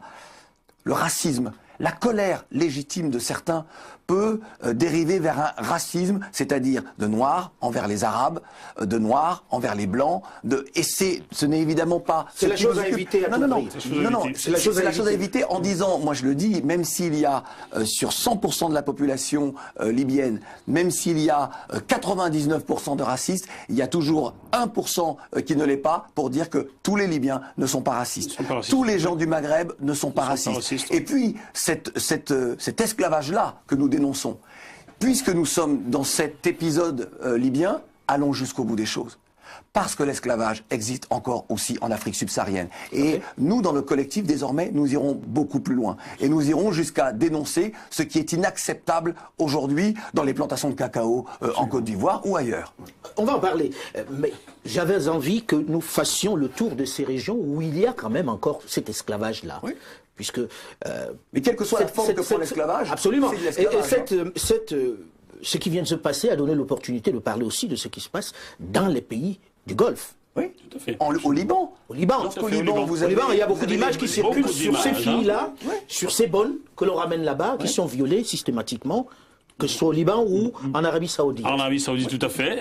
Dans l'indifférence totale. J'ai vu une d'entre elles qui était brûlée avec un briquet. J'ai vu une autre dont le monsieur lui mettait des coups de pied dans le bas-ventre, en pleine rue, et personne pour la secourir. Tout à fait. Elle a beaucoup circulé, cette image-là. Effectivement. Et on en connaît quelques-unes en Afrique qui sont revenues du Liban totalement détruites ou d'Arabie Saoudite. Alors, moi, j'ai envie que nous avancions un peu là-dessus. C'est qu'on a entendu la population se mobiliser, les Africains se mobiliser pour une fois. Ouais. Mais le plus important n'est-il pas, d'abord, de savoir pourquoi d'abord les autorités européennes, ensuite les autorités africaines n'ont pas réagi. Comment expliquer le silence des dirigeants africains qui commencent timidement à réagir et à aller chercher quelques ressortissants? Moi j'aimerais répondre là-dessus si Claudie permet. Oui. Ils sont prompts à devenir tous des charlots à Paris lorsqu'il y a 4 morts. Je ne vais pas ici vanter ceux-là qui sont morts, non c'est triste. Mais les dirigeants africains, j'ai l'impression qu'ils ne sont pas africains dans leur tête. Ils dirigent l'Afrique, mais ils sont occidentaux. Ils ne s'occupent pas du tout de leur population. Ça ne leur dit absolument rien. Vous avez souvent vu des catastrophes en Afrique, au Cameroun, au Gabon ou ailleurs. Avez-vous vu un seul président africain voisin aller y verser une larme? Est-ce que vous avez vu un président africain aller verser une larme lorsqu'il y a eu la catastrophe des Eka ou lorsqu'il y a eu une autre catastrophe dans un autre pays? La catastrophe des Eka étant le train qui s'est effondré, qui a déraillé. Avez-vous vu Ali Bongo aller verser une larme là-bas? Non. Ou Yahi Boni? Non. Ils sont tous venus être des charlots à Paris. Mais c'est Charlie. Il faut quand même dire mondialisation. On est dans une occidentalisation du monde. On a les règles internationales ne sont pas des règles internationales, mais bien des règles occidentales édictées par les occidentaux, et ils sont les maîtres du jeu. C'est ça la réalité. Et donc, vous avez des peuples, des nations qui s'en sortent mieux que d'autres dans ce grand jeu-là, dans ce grand Monopoly, et d'autres pays qui, de par l'histoire, sont encore sous domination. Et c'est le cas de nos pays d'Afrique. Et donc vous avez des jeunes qui partent, et vous avez des dirigeants dans ces pays-là, ils savent Ça les qu'ils n'ont arrange. pas les moyens. Non, attendez, parce que c'est vrai que dans ma vidéo, j'ai tapé sur eux, juste sur ces dirigeants, parce que je trouve que depuis trop longtemps, ils ne font rien pour cette jeunesse. Mais ce sont des gens qui sont, on parlait de proconsuls, et c'est vrai que vous avez des gens qui sont à la tête des États, et ils savent que leur marge de manœuvre est très faible en réalité. Mais plutôt que d'utiliser, de dire à leur population, voilà ce que nous ne pouvons pas faire, voilà ce que moi je ne peux pas faire. Et j'ai donc besoin de vous pour que le monde change, pour que notre société change. Et donc les populations deviendraient quelque part des boucliers pour les dirigeants. Mais comme ils sont dans leur tour d'ivoire, entre égoïsme, entre ce que vous voudrez, et ils ne partagent pas, ils ne disent pas, ils n'ont pas de regard réel, de politique véritable pour pouvoir permettre à ces jeunes-là de rêver l'espoir d'une vie meilleure. Et lorsque vous avez 17 ans et que vous n'avez pas l'espoir de vivre mieux, qu'est-ce que vous faites? Vous partez. Si j'avais 17 ans, moi, au Niger, au Cameroun, ou au Sénégal, ou en Guinée, je partirais. Souvenez-vous cette chanson de Goldman qui n'a choqué personne, ça a été un grand tube en France, là-bas. C'est ce que dit le jeune, il dit qu'il part. Sa copine lui dit ne pars pas, et il dit je partirai. Mais si Allah me permet, je vous dirais qu'il y a un autre qui était pas dans une tour d'ivoire, mais dans un palais d'ivoire, qui a essayé de parler comme ça au peuple, et vous savez ce que Nicolas Sarkozy en a fait. Oui, bien sûr. Il a la haine aujourd'hui, Nicolas Sarkozy est libre. Oui, alors, vous parlez de 2010 et la Côte d'Ivoire, mais en 2011, puisque vous avez dit j'ai travaillé avec Nicolas Sarkozy, j'étais délégué interministériel. Et délégué interministériel, c'est un poste administratif. Donc je n'étais pas au gouvernement. D'ailleurs il a perdu les élections, moi je suis resté délégué interministériel et je n'ai été dénommé que le 4 octobre 2012 parce que j'avais démissionné auparavant, parce que j'avais pas vocation à rester. Ce que je veux dire par là, c'est que en 2011, lorsqu'il y a eu... Non, c'est pour parler de Kadhafi. Je dois préciser que si on a évoqué Nicolas Sarkozy, oui, c'est en raison de sa responsabilité. C'est le responsable. Mais c'est ce que j'allais dire. Nicolas Sarkozy qui court toujours. C'est ce que j'allais dire. En 2011, et j'ai donc dénoncé ce qui venait de se jouer, c'est-à-dire cette expédition punitive contre la Libye de Kadhafi. Alors certains maintenant parlent de guerre. Sauf qu'il y a des règles en France. Lorsque vous menez une guerre, vous êtes obligé d'avoir l'approbation du Parlement. Et cette guerre-là n'a pas fait l'objet de l'approbation du Parlement. Et aujourd'hui, sur des mensonges. Exactement. Jacques Moifo, rapidement. Personne n'a inquiété Nicolas Sarkozy sur ses faits en France. Un rapport du Parlement... Pas pour l'instant. Pas pour l'instant, mais il ne se passe rien, vous savez tous comme moi. Un rapport du Parlement britannique pointe clairement, sorti ces jours-ci, pointe clairement la responsabilité et la duperie de Nicolas Sarkozy. Mais nous sommes dans un pays dit des droits de l'homme quand même. Mais de l'Angleterre, de l'OTAN, parce que... Mais Nicolas Sarkozy en premier. Barack Obama aussi. Qu'est-ce qu'on attend en France pour demander à ce monsieur s'expliquer? Qu'est-ce que la justice française attend? Alors moi, je suis assez amusé parce que je me souviens d'avoir entendu un ami qui s'appelle Nimrod, un écrivain tchadien, poète tchadien, qui disait « Nous sommes la chose des Blancs ». Et ça m'avait amusé, en même temps attristé. Mais en même temps, à chaque fois qu'il y a eu des invasions en Afrique, ça a été sur une base juridique. La première injonction juridique d'envahissement de l'Afrique vient d'une bulle papale du 8 janvier 1455. C'est la Romano Pontifex qui est encore aux archives nationales de Torre de Tombeau à Lisbonne au Portugal. Et dans cette bulle-là, on ordonne donc aux chrétiens d'aller chercher les Noirs en Afrique pour les réduire en esclavage, mais avant tout, de les christianiser. De les christianiser, oui. Donc là, on va rester dans notre sujet. On ne dévie pas. C'est-à-dire que c'est toujours parce que des Européens décident comment dirais-je, d'abattre des gouvernements, de modifier comment dirais-je, la géopolitique, qu'il y a des conséquences. Et les frontières. Et d'assassiner. 1455, 2017, on y est encore. Donc il y a un problème. Et donc pour revenir au sujet, vous avez quand même, donc on parlait de 7e siècle, la traite négrière arabo-musulmane, un peu plus tard la déportation des Africains vers les Amériques, et donc vous avez là en 2017, eh bien l'union des deux grands esclavagistes des peuples d'Afrique subsaharienne qui trouvent un deal plutôt sympathique pour enrayer le truc. Je le dis avec un sourire un peu crispé. Ce qui est magnifique, en fait, c'est que le Maghrébin va se plaindre du racisme en France. En France. Et il m'appelait cousin. Non, c'est pas la question. Mais il sait pertinemment que dans son espace, la négrophobie est à son sommet. Est-ce qu'il est légitime pour le faire? On va en parler dans la seconde partie de ce magazine, puisque nous arrivons au terme de cette première partie. On évoquera les solutions. Oui, puisque maintenant on a planté le décor, comment on en sort? Parce qu'une chose est de s'indigner, une autre est d'arranger et d'en sortir. Restez à l'écoute, et on se retrouve très rapidement.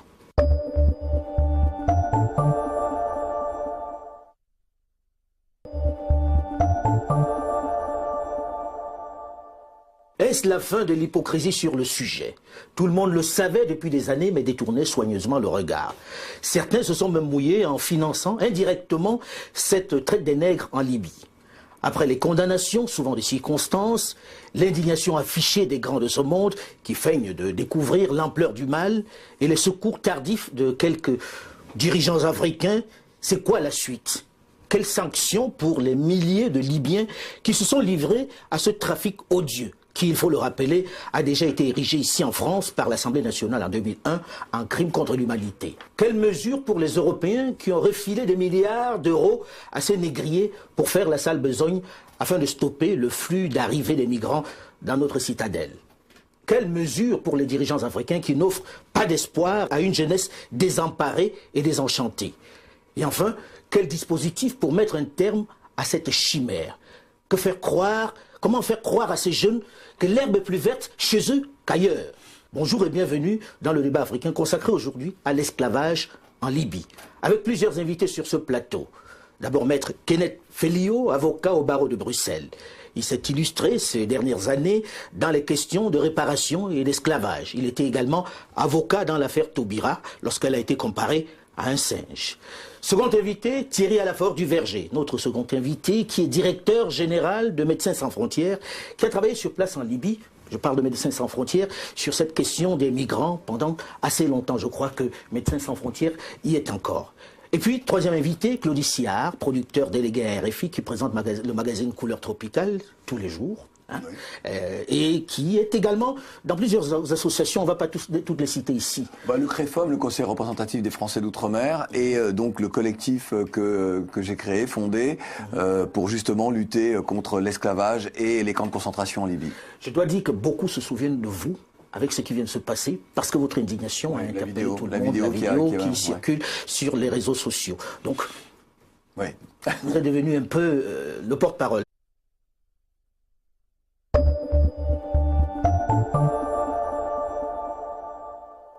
Si l'enfer existe, il ne peut être pire que celui qu'ils ont connu. Enlevés, enchaînés, vendus comme du bétail, violés, torturés et battus pour les plus chanceux, puisque beaucoup y sont morts. On croyait cette époque révolue, mais le flot d'images venues de Libye depuis quelques semaines a enfin montré aux yeux du monde que la barbarie que l'on attribue traditionnellement aux peuplades des siècles passés est encore d'actualité et à notre porte. Plus grave encore, qu'elle bénéficie de la complicité de bien-pensants du Nord qui abreuvent la planète de belles valeurs d'humanisme et de solidarité. Qui aurait pu imaginer que des nations dites civilisées paieraient des Libyens pour faire la sale besogne? Celle de réduire à l'esclavage les migrants africains qui ont eu la malencontreuse idée de traverser leur territoire vers l'hypothétique Eldorado européen. Pendant ce temps, que font les dirigeants africains face à cette humiliation ultime? Où sont-ils donc passés? Comment expliquer leur silence assourdissant devant cette négation même de leur condition d'être humain? Certains ont même carrément interpellé des manifestants qui exprimaient leur colère devant la représentation libyenne dans leur pays. Est-ce que cette réalité, qui est enfin au grand jour parce qu'elle dure depuis des décades, il ne faut pas mentir, aura définitivement convaincu les désespérados que l'herbe n'est pas forcément plus verte ailleurs et qu'il ferait mieux d'utiliser les fonds de la traversée de l'enfer pour commencer une activité chez eux, à la maison? Bonjour à tous et bienvenue dans ce magazine consacré aujourd'hui à l'esclavage des Noirs en Libye, avec plusieurs invités sur ce plateau. D'abord, maître Kenneth Fellio, avocat au barreau de Bruxelles. Il s'est illustré ces dernières années dans les questions de la réparation et l'esclavage. Il était également avocat dans l'affaire Taubira lorsqu'elle a été comparée à un singe. Bonjour, maître Kenneth. Bonjour. Merci d'être là. Notre second invité est Thierry Alafort du Verger. Il est le directeur général de Médecins sans frontières qui a travaillé sur place en Libye sur cette question des migrants pendant assez longtemps. Médecins sans frontières. Bonjour, monsieur Alafort du Verger. Bonjour. Et merci d'être là. Troisième invité de ce plateau, connu de tous, Claudie Siard, producteur délégué à RFI, qui présente le magazine Couleur Tropicale tous les jours à 16h10 et 0h10 temps universel en Afrique et 21h10 à Paris et dans le reste du monde. Il est également le porte-parole du collectif contre l'esclavage et les camps de concentration en Libye, le CECCL. Son indignation sur les réseaux sociaux a été l'un des points de départ de la manifestation qui a réuni le plus grand nombre d'Africains dans notre pays, ici en France. Je dois préciser que Claudie Siard est aussi vice-président du CREFOM, le Conseil représentatif des Français d'Outre-mer. Bonjour Claudie. Bonjour. Et merci d'être là. Merci. Je dois quand même dire aux auditeurs que tu as été en retard aujourd'hui sur ce plateau. Notre dernier invité, pas des moindres, Parce que très demandé. mais Jackie Moifo, Trop journaliste. Jackie Moifo est le créateur d'une télévision, JMTV+, tout à fait, voilà, qui est sur le web. qui est sur le web pour le moment et qui va bientôt grimper grâce à vos deux aides. Faites déjà sa promo. Non, ouais. Je dois dire aussi que vous êtes sur ce plateau parce que vous avez un frère qui lui aussi a disparu en Libye depuis quelque temps. Ça fait 1 an, on n'a pas de nouvelles de lui. Félix. Effectivement, Félix Dzenet est mon dernier petit frère, dernier de ma fratrie, qui depuis 1 an a disparu du Cameroun. Et voici 6 mois qu'on n'a pas du tout de nouvelles. Mais aux dernières nouvelles, il était en Libye. Il était en Libye, oui. La dernière fois qu'on a eu de ces nouvelles, il était en Libye. Et qu'est-ce qu'on vous demandait, très concrètement? On a demandé une rançon. Et il se dit que la famille a envoyé de l'argent. Moi, pas, car je voulais savoir à qui adresser de l'argent. Et je n'ai jamais eu de coordonnées. Et par la suite, plus de nouvelles, silence total. Silence total depuis. En tout cas, le silence, on commence à le lever, Claudie, puisque tu fais partie de ceux qui se sont indignés rapidement après ce qu'on a vu sur CNN. Comment, d'après toi, expliquer que l'on se soit tué pendant si longtemps? On savait que cela existait. Je crois que on ne s'est pas tu face à ça. C'est-à-dire que chacun, dans son coin, dans son espace, médiatique ou pas, dans son rôle au sein de la société, a parfois alerté. Moi, je sais que dans Couleur Tropicale, dans l'émission ou ailleurs, sur les réseaux sociaux, je n'ai jamais arrêté de parler, que ce soit du temps de Kadhafi ou après Kadhafi, pendant donc cette période où il n'y a plus d'État. Enfin, quoique, mais on va peut-être y revenir. Et nous savions ce qui se jouait. Donc, régulièrement, on disait, voilà ce qui se passe. Voilà ce que subissent les jeunes sur la traversée. Et moi, je me suis mis très en colère. Après le 3 février 2017, moment où l'Union européenne, après négociation avec la Libye, a décidé une rallonge budgétaire de plus de 200 millions d'euros afin d'enrayer la migration de nos jeunes. On a chargé un pays sans État de s'occuper d'empêcher que les gens arrivent en Europe. Sauf qu'aujourd'hui, on nous dit la Libye, ce n'est pas un État.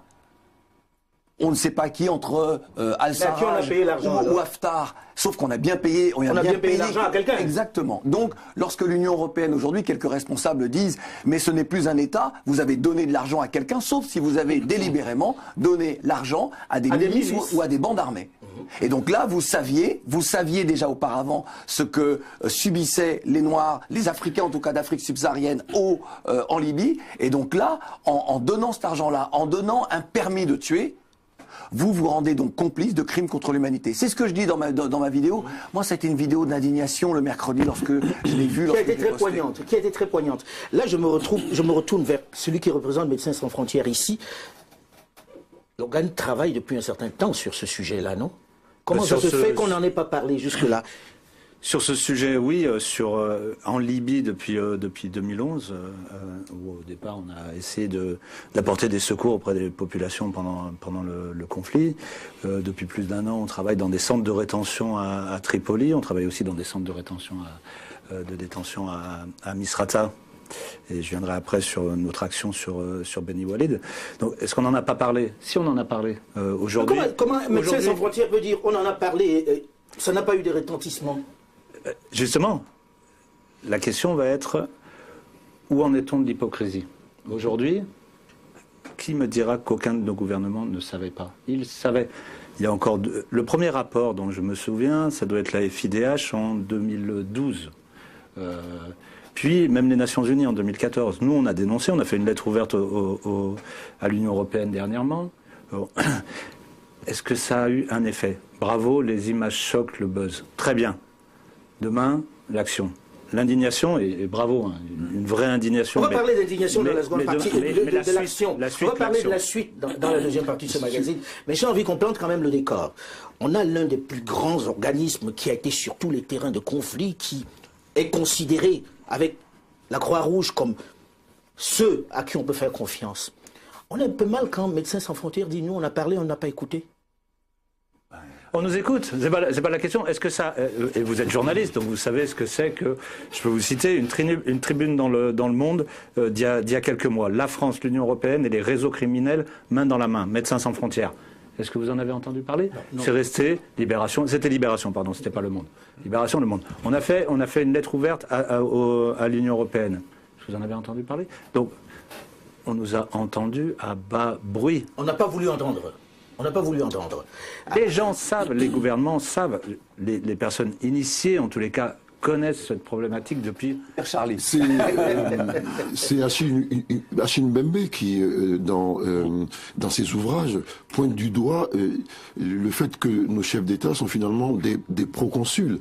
Et d'ailleurs, tous les gouverneurs noirs. Des gouverneurs noirs. Dans la critique de la raison nègre, il appelle bien donc tous ceux qui vont vers les pays maghrébins pour venir en Europe, il les appelle les sans-parts, les sans-droits, en fait. Ces jeunes-là qui quittent des pays... Nous, on a eu quelque chose d'assez important parce que je travaille avec Claudie sur la question d'un migrant qui est arrivé donc de Libye.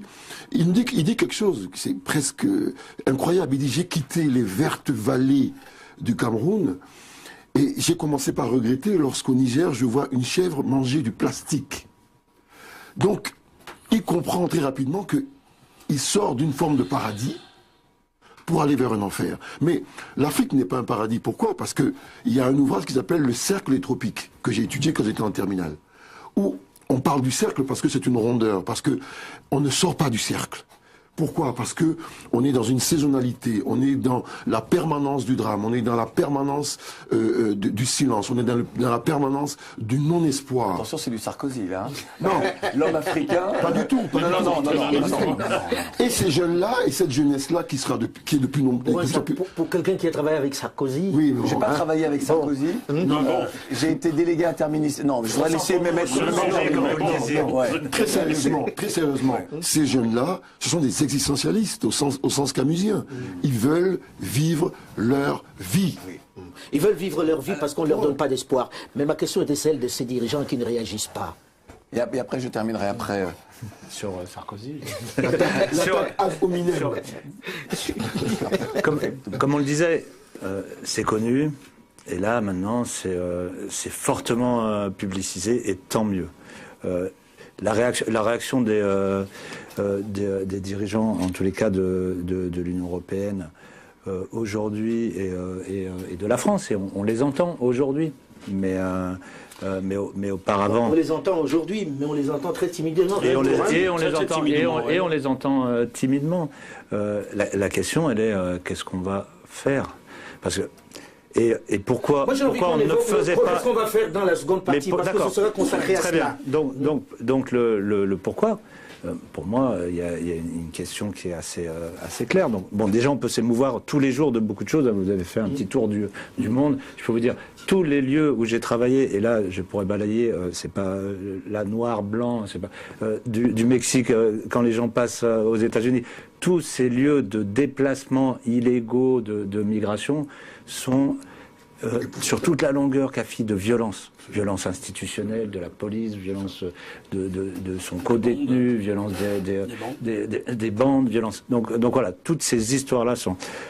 Aujourd'hui, on voit bien la volonté de dissuader de l'Union européenne, la volonté de dissuader de la France de venir. On a vu l'accord entre la Turquie et l'Europe se mettre en place.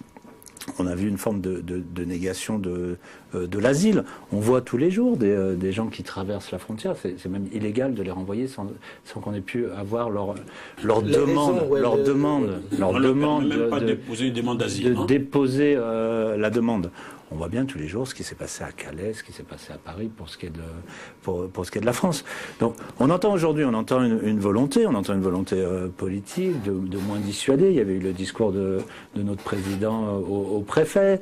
On entend aussi la volonté du tout asile appliqué.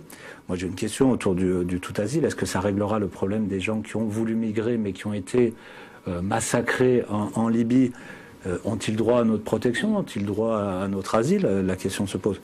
Je ne me pose pas pour l'ouverture des frontières. C'est un droit régalien. L'État doit gérer ça. Mais est-ce que notre capacité d'asile est suffisante? S'en occuper? Non, moi je suis sur un paradoxe il y a un paradoxe aveuglant. Il y a 1 million de réfugiés syriens qui sont arrivés. Effectivement, ils ont eu des turpitudes en chemin, mais ils ont été accueillis à hauteur de 1 million. Moi, je vais vous renvoyer à ce qui correspond, et je suis assez égoïste là-dessus et j'assume complètement, à ce qui correspond à mon apparence, à l'apparence de mon fils, à l'apparence que les gens qu'on maltraite aujourd'hui ont. La négrophobie existe, c'est un racisme particulier. Il est indiscutable que si on parle, comment dirais-je, comment ça s'appelle, le racisme spécifique aux Juifs, l'antisémitisme, il faut qu'on commence également à parler de cette négrophobie. Je trouve que à partir du moment où ces jeunes noirs qui ont de l'énergie arrivent, il devient plus embêtant parce qu'ils sont plus visibles, parce qu'ils sont moins solubles dans la blancheur de l'Europe, parce que les Syriens, techniquement, sont arabes, mais ils sont blancs. Comme ils sont moins solubles, ils posent plus de problèmes aux opinions publiques. Et même s'il y a eu un viol collectif à Berlin de ces jeunes Syriens sur les jeunes Allemands, qu'est-ce qu'on a dit? Oui, mais il y a une misère sexuelle, etc. C'est pas les Noirs qui violent les gens dans les pays du Maghreb. Je suis quand même obligé de réagir. J'ai un vrai problème là-dessus. Sur la négrophobie, moi, il va être très difficile de ne pas me convaincre. Je dis pas qu'elle n'existe pas. Je dis pas qu'elle n'existe pas. Mais renvoyer une souffrance à une autre souffrance, c'est pas ça. Je pense pas que les Syriens ont été accueillis aussi facilement, et je crois pas que c'est aussi facile que ça pour les Syriens. Donc là, on est sur quelque chose. Le droit d'asile et le pays en guerre. Et là, on a un autre problème, et c'est ce que je disais tout à l'heure. Comment on réagit pour ces gens qui sont peut-être déplacés, certains et pas tous, et moi je ne juge pas le choix du moment de déplacement parce que j'arrive pas à nourrir ma famille ou parce que je suis en danger. Si j'arrive pas à nourrir ma famille, je suis en danger pour moi aussi. Mais quand j'arrive en Libye, même si je suis sénégalais et que je suis parti pour une question que j'arrivais pas à nourrir ma famille, je pense que, vu ce qui va se passer pour eux, on a une obligation de s'occuper d'eux, que ce soit sur place, ce qu'on essaye de faire. Mais tous les jours, on se demande si on va partir, parce qu'on se demande si on n'est pas un faire-valoir dans ces centres de rétention où on essaye de les soigner. Donc très difficile, ou de les accueillir quelque part. Mais voilà, c'est juste, je voudrais quand même en revenir à la question. C'est-à-dire que votre question était très claire. Où sont les responsabilités et pourquoi est-ce que les dirigeants africains en particulier, et d'autres n'ont pas réagi. On ne peut pas se protéger constamment et éternellement des conséquences de nos actes. Et les conséquences des actes des pays occidentaux, c'est la prédation sur les matières premières de pays d'Afrique francophone. C'est une monnaie qu'on appelle le franc CFA, qui appauvrit aussi toujours. Alors on va pas faire le débat. Non, c'est pas. Non, mais ce que je veux dire, c'est que. Attendez, non, je vais juste te dire. Les responsabilités. Non, c'est pas ça. C'est pas le lieu. Partagé entre les deux continents. Non. Ce que je veux dire, c'est que vous avez donc, à un moment donné, une Europe, un Occident, qui a dessiné les contours de ce monde, les règles du jeu. On n'est pas dans une